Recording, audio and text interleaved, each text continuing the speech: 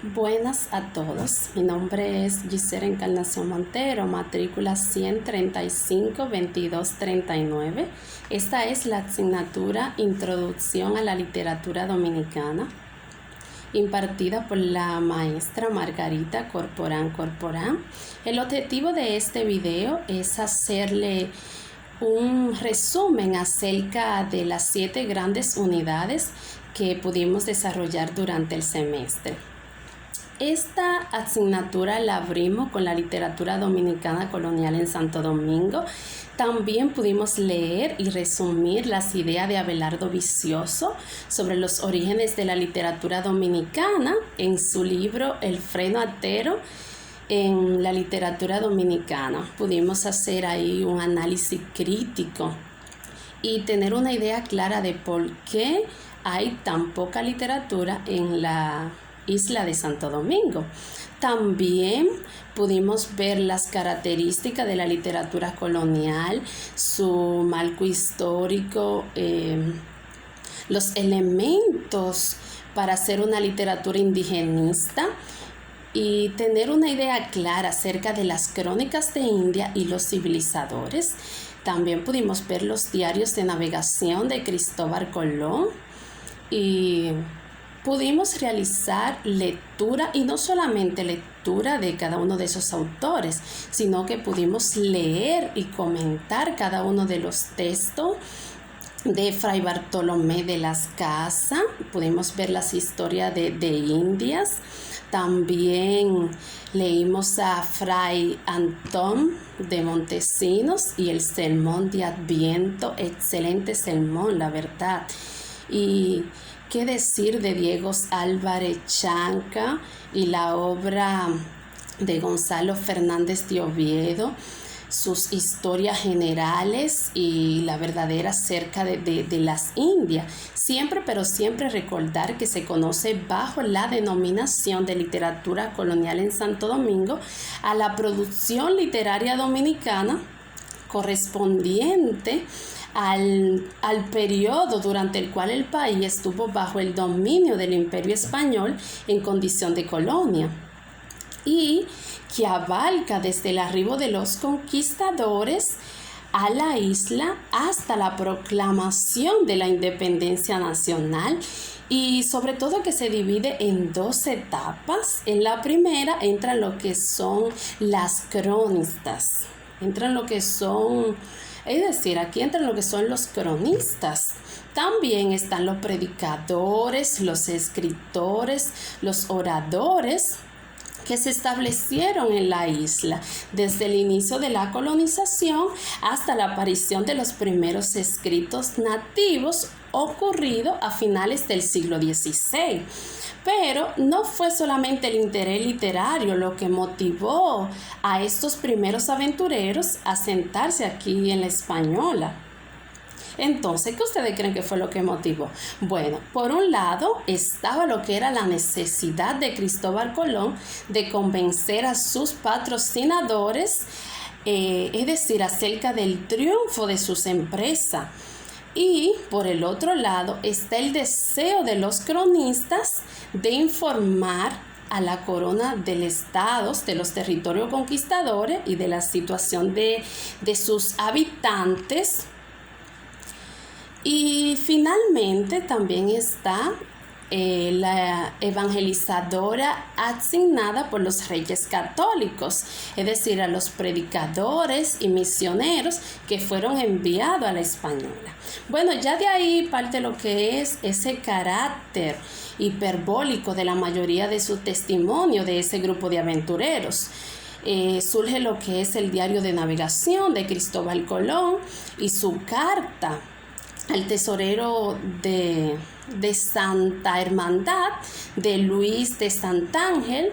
Esto fue publicado el 15 de febrero del 1493. Pero también de esa época es de suma importancia lo que fueron las Indias y su historia, ¿verdad? Y esas cronistas de Gonzalo Fernando de Oviedo y de Fray Bartolomé de la Casa. Bueno, también pudimos ver el entremés de Llerena, que fue escenificado en el Catedral de Santo Domingo el 23 de junio del 1844, y que ese contenido produjo lo que fue la reacción inmediata de los encomenderos y de esos representantes de la Iglesia Católica, quienes inmediatamente exigieron a las autoridades la deportación de Llerena, porque no le convenía, ¿verdad? En esa expulsión del dramaturgo a la Nueva Granada, fue consumado, él se fue durante 2 meses después de su obra. Bueno, ya luego pasamos lo que fue a la literatura de transición del siglo XIX. Aquí podemos ver el marco histórico, su marco conceptual, las causas, las consecuencias, tanto política como cultural. Vimos la tendencia del neoclasicismo, ese concepto, esas características generales. También pudimos ver esa literatura con propósito, tanto el propósito didáctico como ese carácter crítico, y sobre todo el predominio de los géneros, tanto el teatral, el ensayo, la fábula, los principales representantes. Aquí podemos ver a Antonio del Monte y Tejada. También está José Núñez de Cáceres con su fábula. Pudimos leer y comentar cada uno de esos textos, de María de Heredia, Juan Pablo Duarte, sus poesías. También la literatura de transición, siempre debemos recordar que es el conjunto de autores que se agrupan a escribir durante el siglo XIX, ¿verdad? Y que transición no es más que la acción y efecto de pasar de un estado a otro. En este caso, la literatura pasa a tener lo que es un cambio. Luego pudimos ver lo que fue el romanticismo en la literatura colonial. Excelente tendencia. Pudimos ver su marco histórico, cultural, las consecuencias políticas y sociales, sus características generales, las tendencias poéticas. Pudimos ver la Primera República y la poesía romántica, la poesía patriótica, también la poesía amorosa y criollista.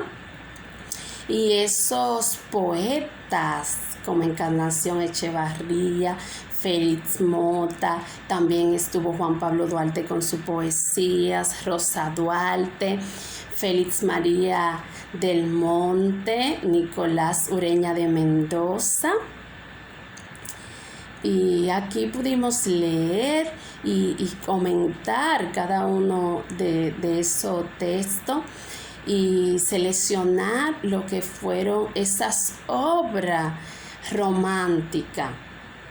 Aquí formamos lo que fueron pequeños grupos, porque siempre recordar que trabajar en equipo es más, es decir, porque aporta, podemos adquirir más conocimiento, esos conocimientos que tiene uno, poder ponerlo en práctica y ayudar al otro. Nosotros seleccionamos lo que fue la obra de Javier Ángulo Guridi, que fue La Fantasma de Higüey.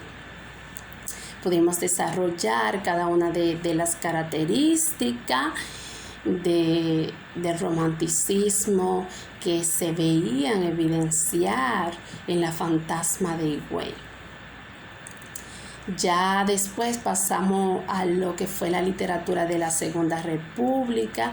También desarrollamos su marco histórico, cultural, sus consecuencias políticas y sociales.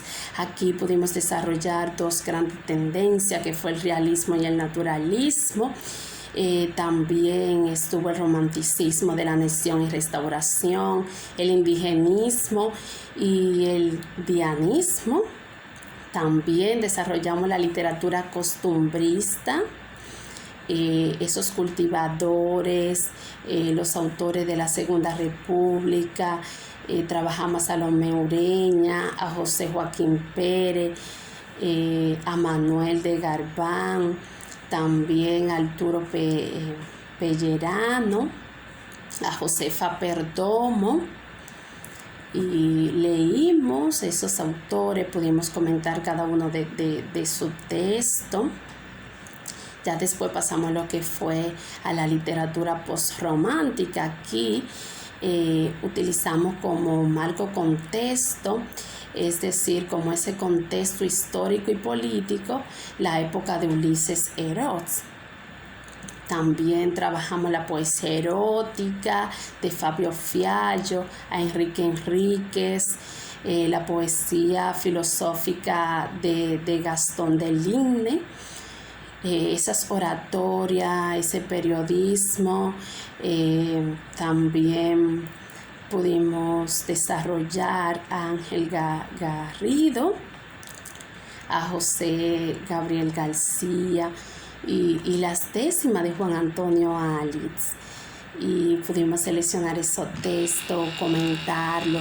Fue de verdad una unidad bien poderosa, sin ningún tipo de desperdicio. Aquí yo pude adquirir muchos conocimientos acerca de esta literatura postromántica. Sobre todo me encantaron mucho, pero mucho las décimas, y también acerca de la poesía erótica de Fabio Fiallo. Ahí pudimos ver ese arte que, a pesar de ser poesías eróticas que tuvo grande crítica, podemos ver como a Fiallo como un autor muy valiente que se atreve a hacer ese tipo de arte a pesar de la crítica que tuvo y de las consecuencias.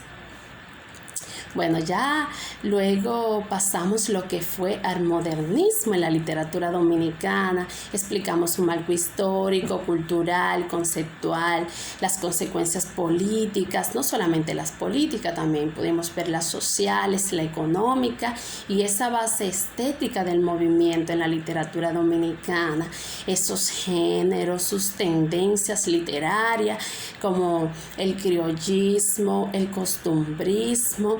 Trabajamos diferentes autores, tanto del carácter modernista como la poesía social de Federico Bermúdez. También ahí vimos los textos y comentar cada una de esas obras de Altagracia Sabiñón, de Osvaldo Brasil, de Apolinar Perdomo, de Valentín Giró, de Ricardo Pérez Alfonseca. Y ya luego pudimos seleccionar esas poesías, comentarlas, y yo seleccioné a Ricardo Pérez Alfonseca. Me encantó, un excelente autor. Les exhorto que busquen sus obras, que le escudriñen, porque nadie puede dar lo que no tiene, y nosotros como docentes debemos cada día de aferrarnos a leer esas poesías, a leer esas obras literarias para poder motivar al otro, para poder motivar a nuestros alumnos. Ya por último trabajamos la unidad número 7, que fue la narrativa y el ensayo. Iniciamos con esta narrativa desde el año 1900 hasta el 1920. Pudimos leer y comentar los textos de Federico García Godoy.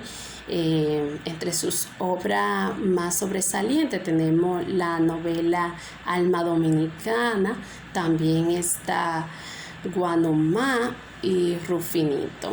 Esas son sus novelas más sobresalientes.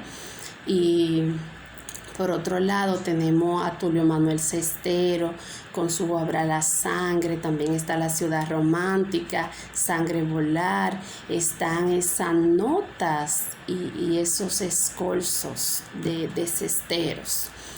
Y qué decir de Abigail Mejía de Fernández con su obra Sueña Pilarín, excelente de verdad. Y Aquí pudimos desarrollar, como le dije, diferentes autores, leer, comentar su texto. También se encuentra Ricardo Vicente Sánchez y Sócrates Nolasco con sus obras más sobresalientes. Bueno, es cuanto. Gracias por su atención. Espero que les sirva y que puedan poner en práctica cada uno de estos elementos que acabo de mencionarles.